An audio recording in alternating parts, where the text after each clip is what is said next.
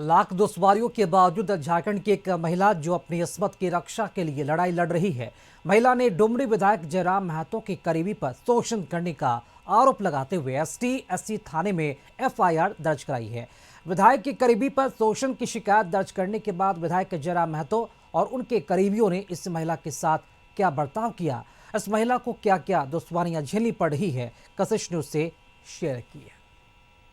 झारखंड की एक महिला कई एफआईआर दर्ज कराई हैं। एफआईआर दर्ज कराने का मुख्य कारण ये कह सकते हैं या उनका जो आरोप है कि उनके साथ यौन शोषण हुए हैं, यौनाचार हुए हैं, प्रताड़ना झेलनी पड़ी है। लेकिन इन एफआईआरों के बीच, अपनी लड़ाई लड़ने के बीच कई चीज़ों से भी इन्हें गुजरना पड़ता है। कई लोग अब ये भी आरोप लगाते हैं कि जो एफआईआर होते हैं वो सिर्फ और सिर्फ एक्सटॉर्शन के लिए होते हैं। हम सीधे बात करेंगे उस महिला से। आप पे जो आरोप लगते हैं कि आपने जो एफआईआर दर्ज कराती हैं वो एक्सटॉर्शन के लिए एफआईआर दर्ज, इसमें कितनी सच्चाई है?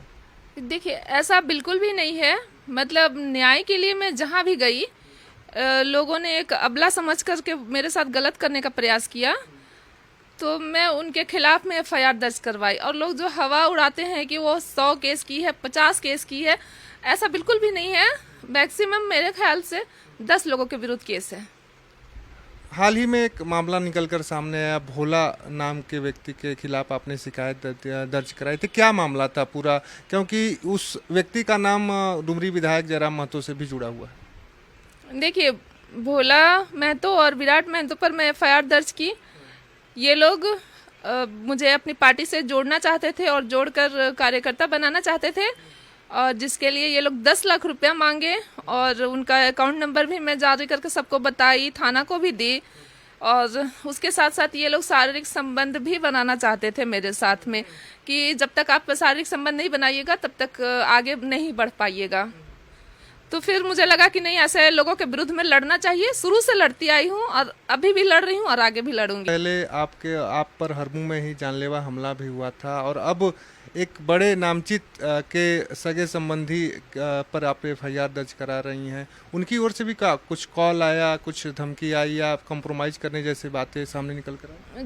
बिल्कुल, जयराम महतो जी का फोन आया था और वो खुद इस मामले को समझौता करने के लिए कह रहे थे। उसके बाद से कंटिन्यू उनके पार्टी के कार्यकर्ता के लोगों द्वारा इतनी धमकी आ रही है, यहाँ तक कि वीडियो कॉल करके अश्लीलता भी दिखाई जा रही है मुझे।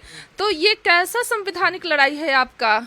या विधायक जी आपके लोग आपके वश में नहीं है, या आपके कंट्रोल में नहीं है, या फिर आपके लोग मनमाना काम कर रहे हैं और जिसकी आपको जानकारी नहीं है, या फिर सारे आपके कहने पर किया जा रहा है। महिला अपनी जो लड़ाई है अस्मत की, वो लड़ रही हैं। हालांकि अब आगे देखा जाएगा कि क्या होगा, कोर्ट क्या निर्णय देता है। पुलिस प्रशासन की ओर से जो मदद मिल रही है वो मदद किस तरीके से मिलती है, कितना इनके साथ न्याय होता है, ये तो वक्त तय करेगा। लेकिन अपनी लड़ाई लड़ना जायज़ है। समाज का काम है कहना, समाज कहता रहेगा, लेकिन अपनी लड़ाई से कभी भी पीछे नहीं हटना चाहिए। सहयोगी सुनील स्वांसे के साथ राहुल कुमार, कशिश न्यूज।